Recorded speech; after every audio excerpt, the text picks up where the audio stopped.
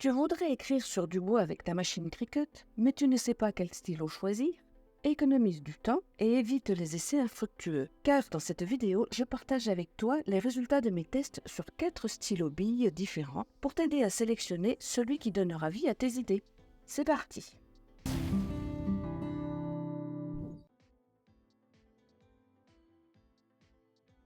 Je partagerai dans quelques jours un tutoriel concernant ma dernière création de Noël. Elle est réalisée avec du bois de tilleul sur lequel je souhaite écrire. J'ai tout naturellement testé en premier lieu les feutres Cricut.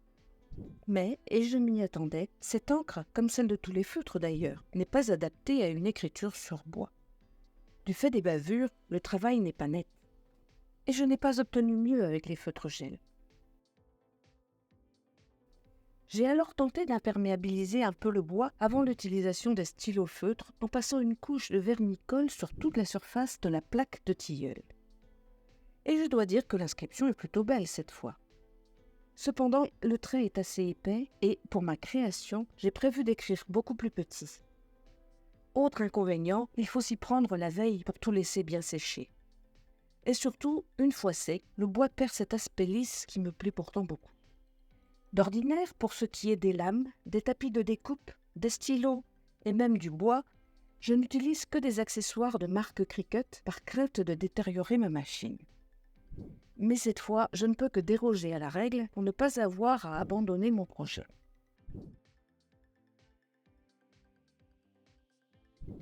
Je vais donc tester des stylos billes.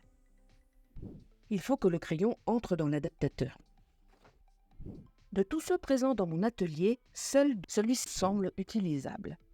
Un petit tour au rayon fourniture du supermarché s'impose alors. Pas facile d'être sûr de mes choix concernant le diamètre des stylos, mais me revoici avec 4 types à tester. Il s'agit des Papermate Kilometrico, Esquisse, Big Crystal, Papermate Ink Joy. Nous voici donc sur le Cricut Design Space pour préparer le projet. Il s'agit tout simplement d'écrire un texte court et de lui attribuer une police de grande taille. La police TTC Sweetberry taille 71. À chaque changement de couleur, la machine s'arrêtera et je mettrai en place un nouveau stylo dans la mâchoire A. Durant l'écriture, la mâchoire se lève et s'abaisse. Mettre le stylo en place et régler la hauteur de la mine au ras du support lorsque la machine est à l'arrêt n'est donc absolument pas ce qu'il convient de faire. La solution pour laquelle j'opte est d'utiliser un feutre Cricut comme modèle. Au bas de ces feutres, on voit une marque triangulaire. En tenant le crayon Cricut et le stylo à adapter côte à côte et bien verticalement, je positionne une bande de vinyle comme tu le vois ici. Elle a environ 1 cm de hauteur et a été découpée dans une chute de vinyle assez épais utilisée lors de mon dernier projet. Je l'enroule autour du stylo autant de fois que nécessaire pour ajuster son diamètre. Mais il faudra réadapter à chaque type de stylo. Ça y est, le stylo est bien coincé dans la mâchoire A. Attention à ne jamais forcer lors de la mise en place, c'est important. Et ça fonctionne. Tu as sûrement remarqué que j'ai placé une trop grande largeur de scotch de masquage sur la gauche de la plaque de bois pour la maintenir en place.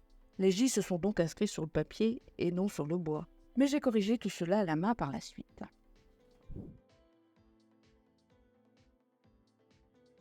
Je commence par le Papermate Kilometrico. L'écriture est fluide, il n'y a pas de bavure.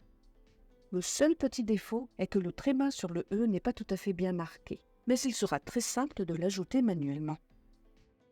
Avec les stylos esquisses, le résultat est assez semblable. L'écriture est plus fine, mais bien nette également. L'encre du Big Crystal est plus grasse, si je peux le dire ainsi.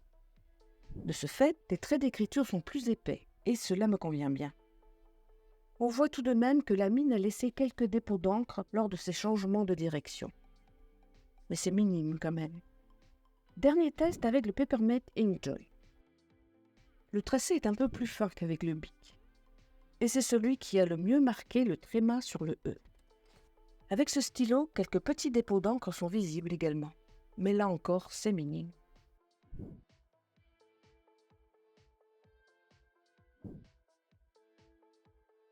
c'est le Papermate Inkjoy que j'utiliserai pour les dessins. L'épaisseur et la qualité du trait me conviennent. Mais ce qui fait pencher la balance, c'est la palette de couleurs proposée, 8 dans le pack que j'ai acheté.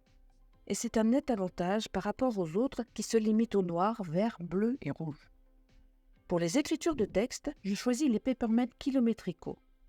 La couleur noire conviendra pour cet usage. Et ils écrivent un tout petit peu plus épais que les stylos esquisses.